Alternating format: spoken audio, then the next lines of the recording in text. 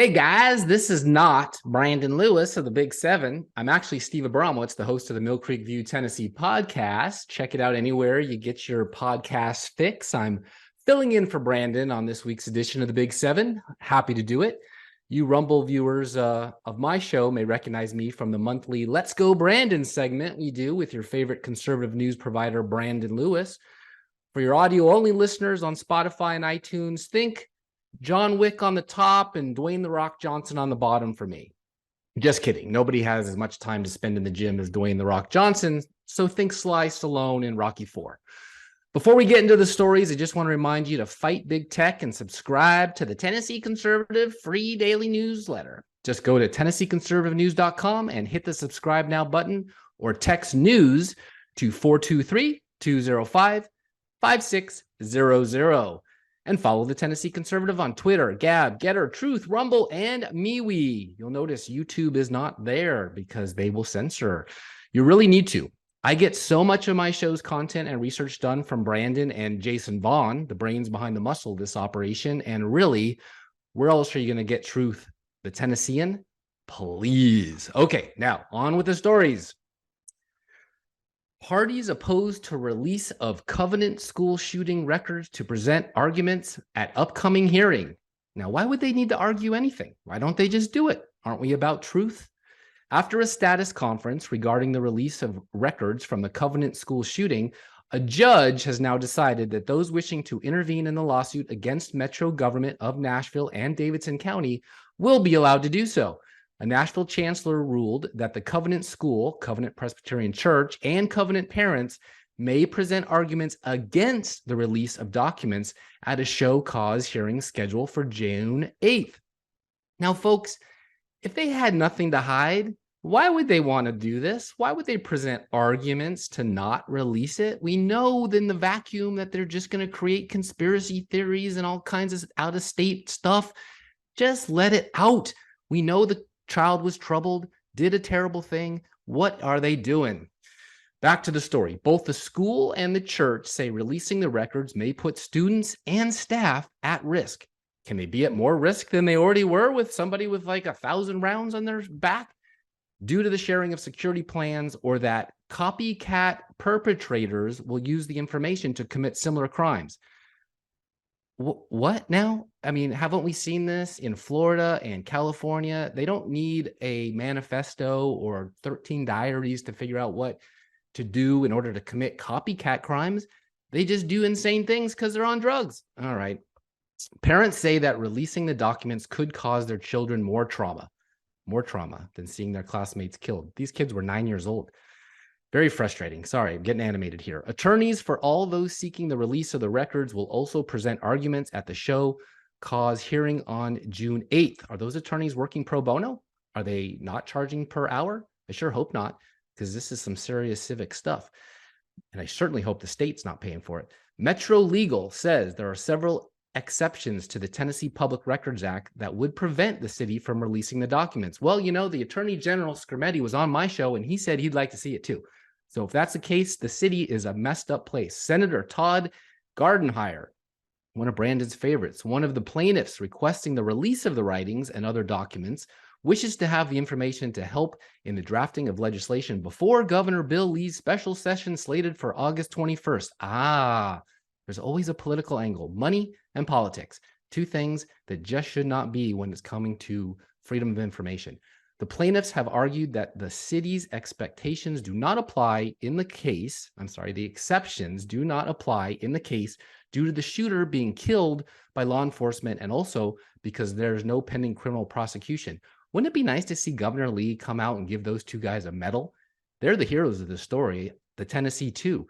They stopped a lot more killing that could have happened, but no, we don't hear a word. The attorney for the Tennessean, Ann Gardenhire, wrote that the intervention motions have a chilling effect on the exercise of First Amendment rights. Well, that's true. Next story. I don't know if that came through on the video, but I threw a piece of paper because Brandon does that. Tennessee committee extends and increases Pearson testing contract by $40 million. That's your $40 million, people. The legislature's Joint Fiscal Review Committee voted last week to tack on another year for British-based NCS. They couldn't find a Tennessee company. They couldn't find an American company. British-based NCS Pearson to administer Tennessee Ready, TN Ready, and increase the total contract to $132 million from $93 million. People, our kids in third grade are getting held back because they have to take a faulty test. Our kids can't read. What in the world are they spending $132 million on for Tennessee Ready from a British-based NCS Pearson? Okay, let's read more. Maybe we'll find out. The state lauded results of the Tennessee Comprehensive Achievement Program after 40% of third graders scored well enough to be considered proficient by the state in reading. 40%? What about the 60% that aren't? Up from 32%. Oh, well, that's good. 8% better 2 years ago during COVID. Yet the 60% of third graders who aren't reading on grade level by the state standards have a problem. They're a little too low, don't you think? Could be required to go to summer school, take tutoring in the fourth grade, or a combination of both. Oh, that's fantastic for those parents who are just trying to work and put food on the table with inflation, et cetera, et cetera. But we did get that tax holiday from Governor Lee for, what was it, 2 months? Otherwise, they could be forced to repeat the third grade. Well, we saw that. One kid missed it by 1 point and has to take it again. What a waste. Bummer summer. All right, back to the story. Critics of the state law have been hammering the Republican-controlled legislature. I don't know if that's Republican-controlled anymore, if they act like this, arguing students shouldn't be judged based on part of a score from one test. Oh, opponents of the law also contended it is part of the bigger plan to privatize K through 12 education. Maybe. Whatever they're doing now isn't working. Might as well privatize it. And you know, even the California school district, both University of and the state of California, have done away with SAT and ACT. If they're that bad, you think this third grade test is any better? Probably not. And it isn't even American, it's British. What are they learning about? Pre-Revolutionary War stuff? I'd like to see the test. Has anyone seen the test? Jason, you guys should do a big report on the actual test. I bet it's like lame. All right. State Senator Paul Rose tried to deflect some of the criticism when he asked an education department official to explain how teachers are involved in every step of the test development. Teachers are engaged at several points in putting together the test, including deciding how students should perform on different parts of the test. Is there any wit and wisdom in that? Any CRT? Any Planned Parenthood stuff? Who knows? A committee of teachers in each subject area also reviews every item that makes the test. The same teachers that can't teach the kids to read. Interesting. Rose said, the point is teachers have been involved in this, and I think that's an important fact for our citizens to know, that teachers have been involved. Oh, I feel so much better knowing how great these teachers are. I live in Williamson County. They are great teachers, but there are some counties out there that really are not doing a very good job. I'd like to know who those teachers are, what they teach, what their curriculum is every day, and what the kids are supposed to know, and if it's even worth knowing. J.C. Bowman, Executive Director of Professional Educators of Tennessee, argued that the testing process was mishandled because it put too much emphasis on the end-of-year test without giving teachers and administrators a sample at the beginning of the year showing where students stand academically. Yeah, and they made these kids who had their whole city wiped out from a hurricane or a tornado, a month ago, take the test, and they hadn't even had a schoolhouse for 2 months. Unbelievable. And we've done it to make test manufacturers wealthy, Bowman said. Follow the money. That's the way it goes. Pretty sad state of affairs, in my opinion. I don't know if these legislators are the ones to be handling this education stuff. We got a problem here in Tennessee, and it needs to be fixed. And you're only going to hear about it at the Tennessee Conservative News. You will not hear about that in any of the mainstream media, especially Channel 5. The next story, there, that one I saw.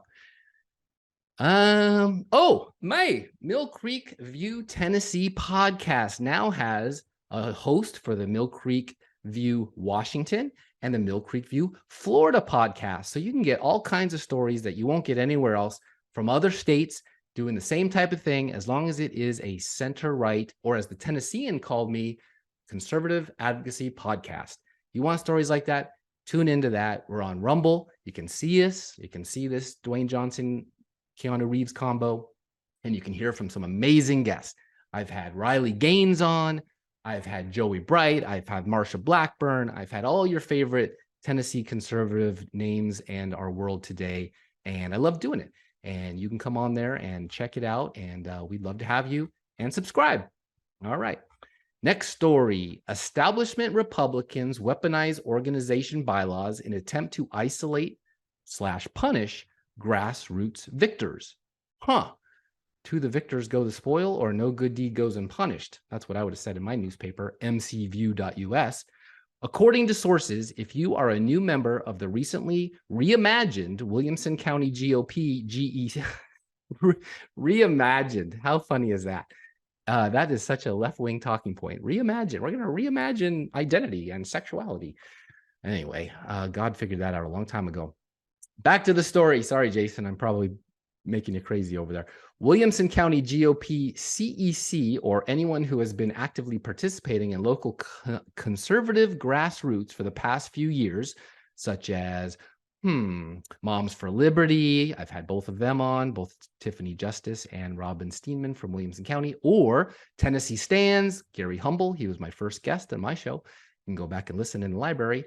You would be considered less of a welcome attendee and more of an intruder to local events hosted by establishment Republicans. So much for the Big Tent. Remember that? Anyone ever heard of the Big Tent? Republicans in Tennessee, they like a little tiny tent where they control everything, including the money. For the past year, you know what you call that actually? That's a Dixiecrat. But there are Republicans in 2023 in Tennessee. All right, they're not going to come on my show anymore. I'm just doing this for Brandon. Don't blame me. I'm more neutral. Yeah, right. For the past year, several people have been rejected, shamed, siloed, and simply canceled for participating in any events that are operated by establishment Republican leadership at the helm of these organizations. The effort to isolate the grassroots has seemed to amplify since the April 18th reorganization of the Williamson County GOP. That's my GOP. I can't even run in this county, not that I would, for years because I don't have voting records that transferred from my old state because it's private. They won't send it out. That's the secret ballot. Whatever happened to the right to privacy?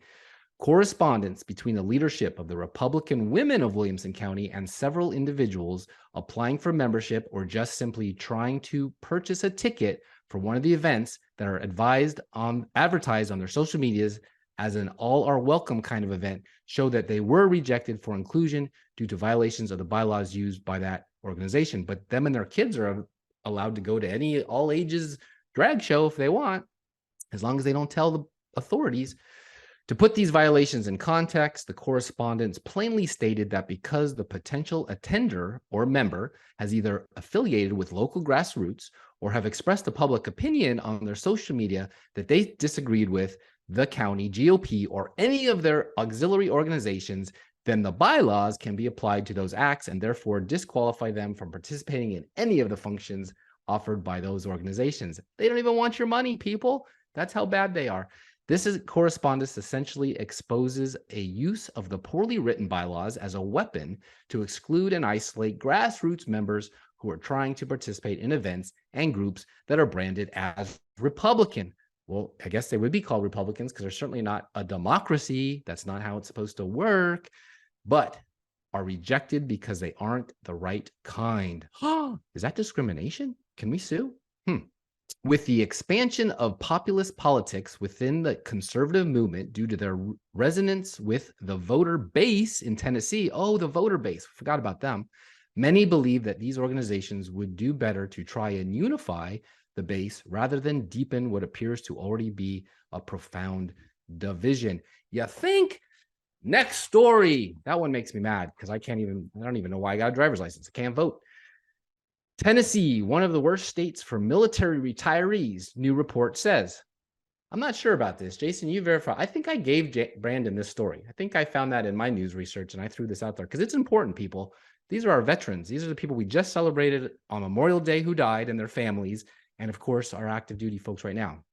All right. I'm getting heated. You can pick some hard ones for me, Jason. I'm getting mad. Tennessee ranks as one of the worst states in the nation for military retirees. Remember the volunteer state? What were they volunteering for? And this is how we're treating them.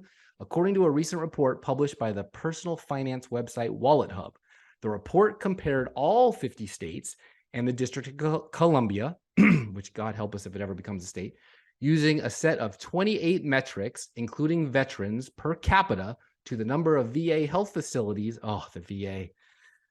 And job opportunities for vets. The volunteer state ranked 43rd overall. 43rd overall, showing poor. This is the reddest of red states, but the 43rd overall for veterans, showing poorly in quality of life, 48th. That means there's only 2 states worse. And health, and if you throw in DC, I'm sure it's bad too. And healthcare. Did you know that Arlington Cemetery is full? They have to find more areas now for Arlington. That's how many people have sacrificed their lives. That was General Lee's land. They stole from him, put all of our veterans who died there. And this is what we do to the ones that are alive if they're not on the streets hooked on meth, unfortunately. And healthcare, 40th. This state has so many healthcare employees. You would think that they would want the customers that were veterans, but no. However, it fared better in economic environment, ranked 16th. Oh, that's nice. So we're economically top 10%, I think 12%, but we're the worst for handling our vets. Does that mean that our priorities are wrong with our profits? Can't wait to do those choice lanes and see where that money goes. Wallet Hub analyst Jill Gonzalez said, Tennessee is the 9th worst state for military retirees. It has a low funding amount of contracts from the Department of Defense, oh, those guys, at less than $300 per capita. $300? You can't go to Kroger's for one night for less than $300. That's all they get? The state also ranked 4th lowest for quality of life, ouch, mainly due to the small number of VA benefits administration facilities per number of veterans, the small number of mental health counselors per capita. We probably don't even need any more of those. They can, hand out books, was another important factor. It's one book, at least, the Bible, was another important factor that contributed to Tennessee's overall low ranking. Can't read, can't retire as a vet. Tennessee's got issues, but you can work at Ford. The report also showed red states ranked about 9 places higher than blue states on average.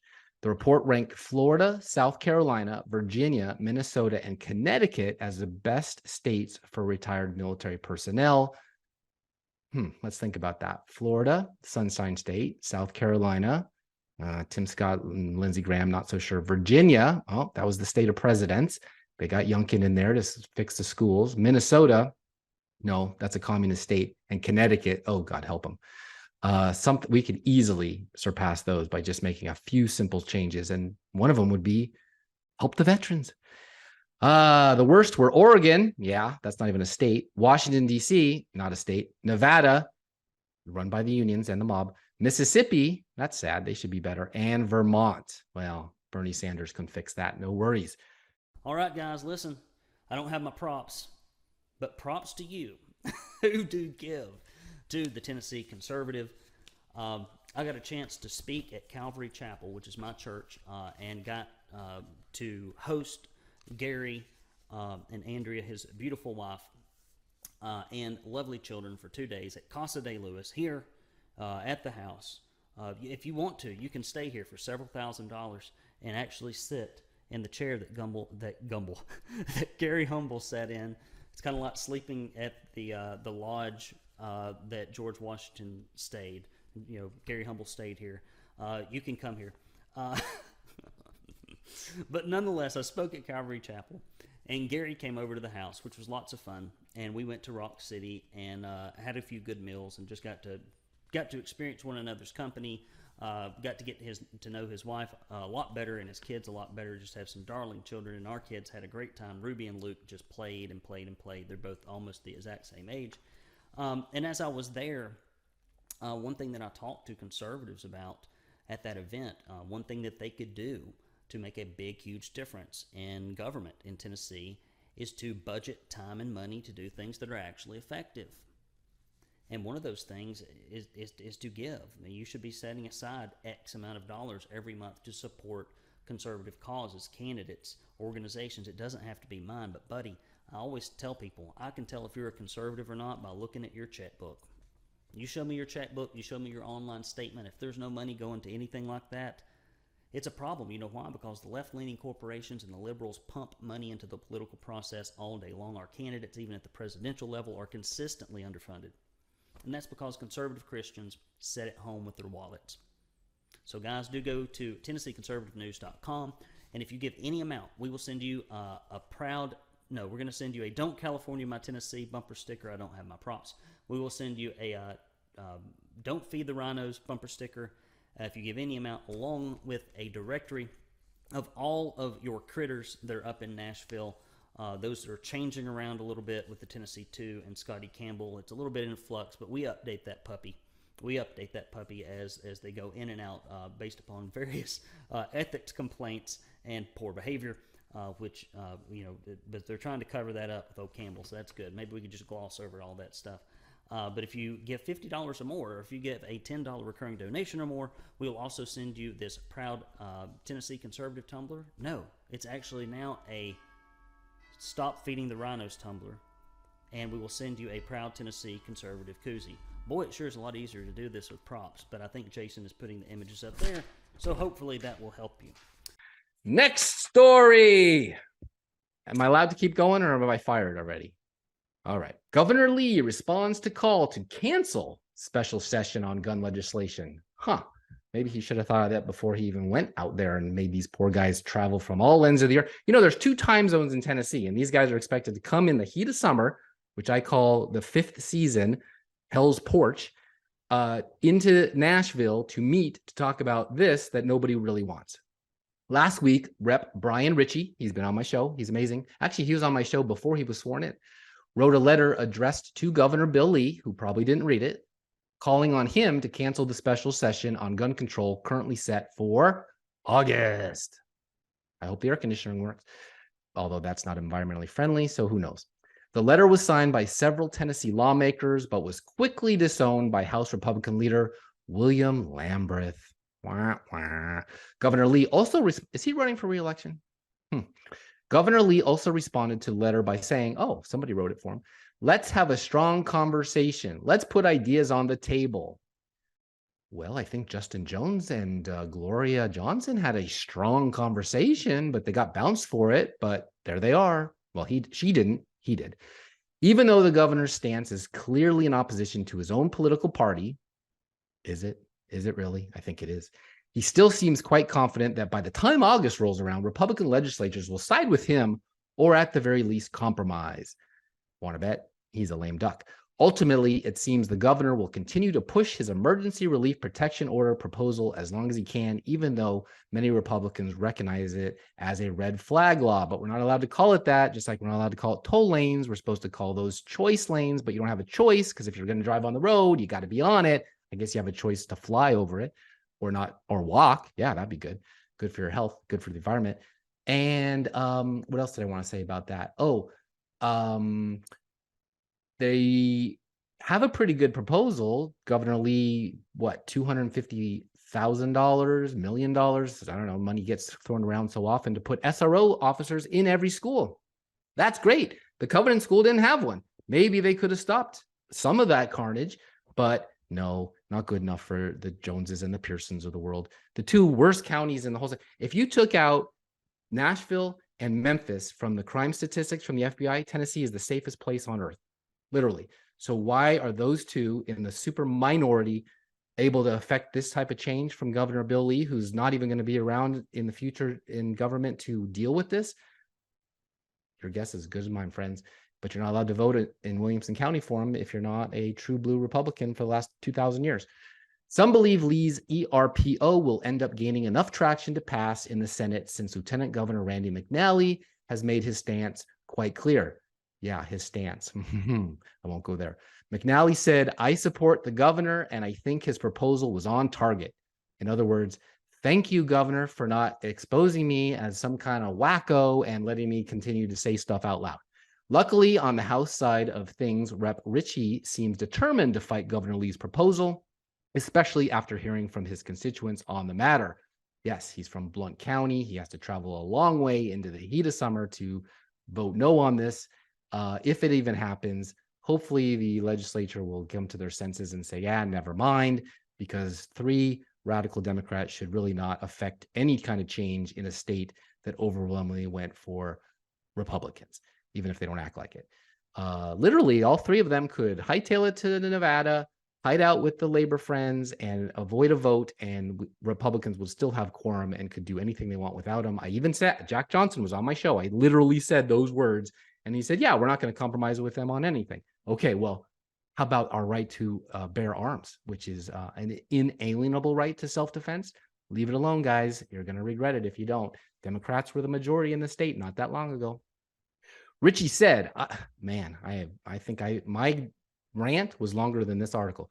Richie said, I got contacted by a bunch of folks there in my district saying that this is completely uncalled for. Then when you look at the financial impact on Tennesseans when it comes to taxpayer dollars to hold this special session, it's ridiculous. It is. And if they put the gun stores out of business, I don't know if you know this, but in bankruptcy, the state gets the records and there's the list that they've always wanted for who owns guns. I mean, in Tennessee, everybody does anyway, but if the model is followed in other states, not good. End up like my old state of Washington, where they will go door to door. All right. Next story. Is this the last one? Or am I still? Oh, I'm doing good. I'm not actually doing good. Mental health of Tennessee children getting worse, says report. Oh, this is a sad one. I just did a report on this on my own show. New report says that the mental health of children in Tennessee and all across America is getting worse. Shouldn't it be getting better after COVID? Shouldn't we have learned some lessons? A variety of factors may be to blame. I'm looking at you, Jason, like you're going to answer me. I know it's silent over there. A variety of factors may be to blame, including the repercussions that came from schools being closed during the pandemic and access to social media, or the fear of dying in a hail of bullets. That could bum you out. This report states that while weekly emergency department visits for mental health conditions, suicide concerns, and drug overdoses, prescription drugs, have decreased since fall of 2021. No, those have increased.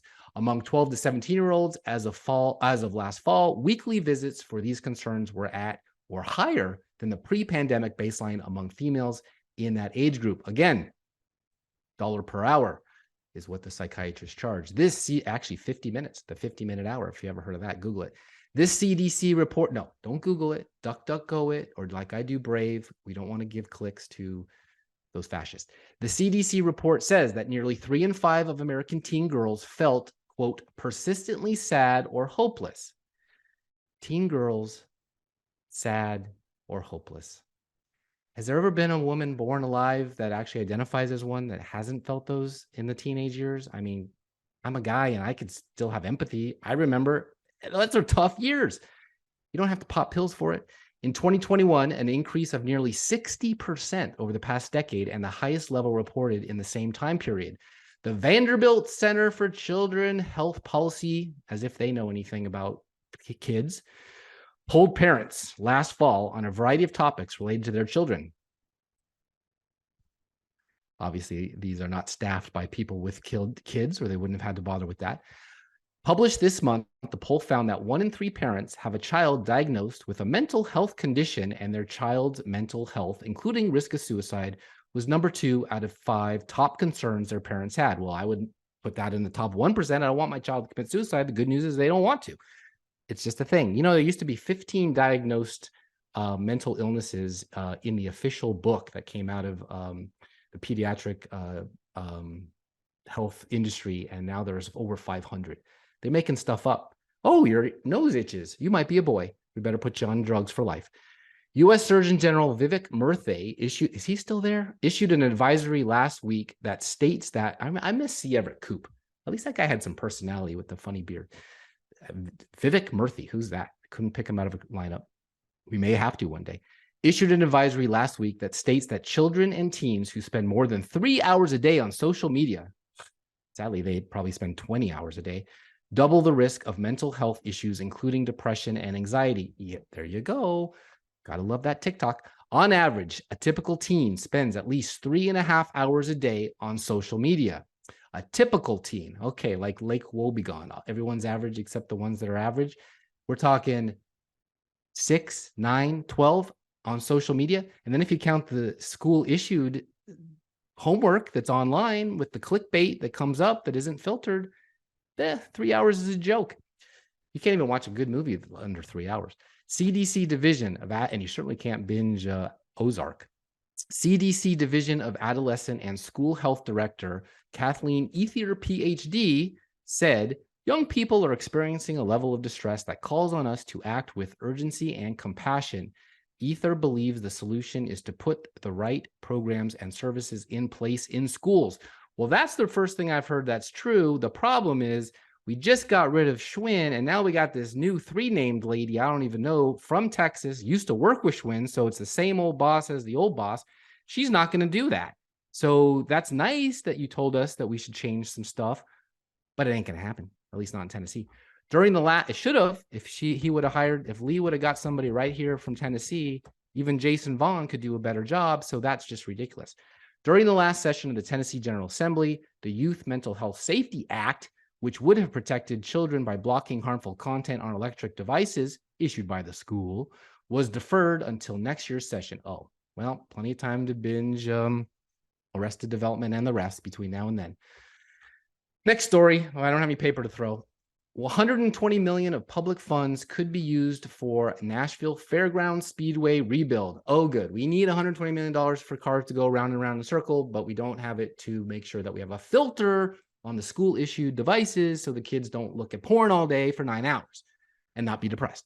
The Nashville Fairground Speedway construction still has no final price tag. Oh, it'll go up. But legislation filed for a first reading from Nashville's Metropolitan Council, which gets cut in half in 2099, potential on July 6th shows 120 million in public funding could be used for the project. Not enough for the Republican National Convention, but enough for a track. That plan already includes 34 million split evenly between the state of Tennessee, that's you, over there in Knoxville and Chattanooga, you're paying for it, even though you may never see it, and a hotel tax. Oh, good, the out-of-staters get to pay from Nashville's convention and visitor corporations, while the documents filed with Metro Council indicate that 86 million in Nashville Sports Authority bonds will be used for the project. Why don't they just take it out of the sports gambling?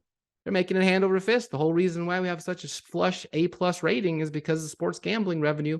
Use that. But no, those people will be at the track.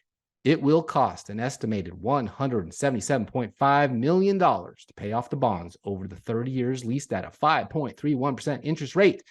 Couldn't have done it 5 years ago when the interest rate was 1. Guess not. With $6 million to $7 million in annual debt service, also not going to the kids. Using a tax capture that includes ticket tax, rent for Bristol Motor Speedway, a sales tax capture, 5% revenue share, an annual $650,000 payment from the CVC, and revenue from advertising and sponsors. Oh, you forgot to talk about the convenience fee that Live Nation or whoever gets the contract is going to get to add on to their bottom line. Bet you there's a lobbyist up in Nashville for that. The deal would build a new 30,000-seat grandstand. Oh, good. Hope it has a nice big screen so those tires don't come out, take people out. Track and surrounding structures at the Speedway, with the plan of bringing a NASCAR race to the stadium. I guess that's fun. The new track would be run by Bristol Motor Speedway. Let's hope that the surrounding neighborhood doesn't complain about the noise, because those cars are not exactly Priuses. As part of the deal, Bristol will keep all proceeds from its 4 main race weekends. Man, I hope gas prices start coming back down and the pollution is going to be amazing. All right. Council member Bob Mendez posted a thread you ever notice they really love Twitter as a way of getting their policies across? Kind of funny how Tennessee is so interested in their social media.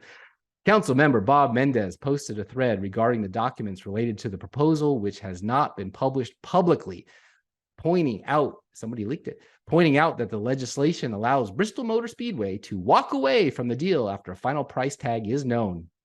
That's exactly what happened to Candlestick Park in San Francisco. They built it, they used it, they closed it, they moved it on, and the money was all spent, despite the public costs already sunk into the proposal. Thanks for sticking with me if you have. I don't know why you would, but that's your Big 7 stories of the week. Guys, if you like what the Tennessee Conservative does and you want them to keep it all going, go to the TennesseeConservativeNews.com and hit the red support button. I think it's red. And don't forget to look for the Tennessee Conservative podcast anywhere you listen to podcasts, probably the same place you see your Mill Creek View Tennessee podcast.